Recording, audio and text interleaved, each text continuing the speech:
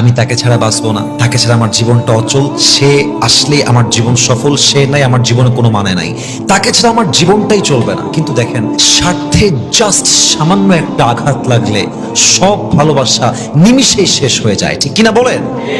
একমাত্র আল্লাহ তাআলাই আছে এমন, যেই আল্লাহ তাআলা বান্দাকে কোনো স্বার্থ ছাড়া স্মরণ করে। আপনি কাউকে ভুলে যাবেন, সে আপনাকে ভুলে যাবে। আপনি কাউকে স্মরণ করবেন, সে আপনাকে স্মরণ করবে। আপনি কাউকে ভালোবাসবেন, সে আপনাকে ভালোবাসবে।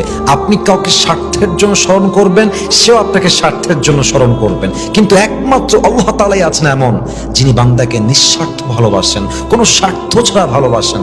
এজন্য আমার মনে হয় দুনিয়ার সমস্ত মানুষের ভালোবাসার মাঝে স্বার্থ আছে, ভেজাল আছে, চিন্তার ব্যাপার আছে, কিন্তু আমার আল্লাহর ভালোবাসা একদম নিঃস্বার্থ ভালোবাসা। এমন বন্ধু, এমন ভালোবাসার রব মানুষ কখনো পৃথিবীতে কোথাও খুঁজে পাবে না, ঠিক কিনা বলেন? এজন্য অমুককে ভালোবাসি, তমুককে ছাড়া জীবন চলবে না, এই কথা ভুলে যান। আপনার সমস্ত ভালোবাসা পাবে এক সত্তা, বলেন সবাই, তিনি কে?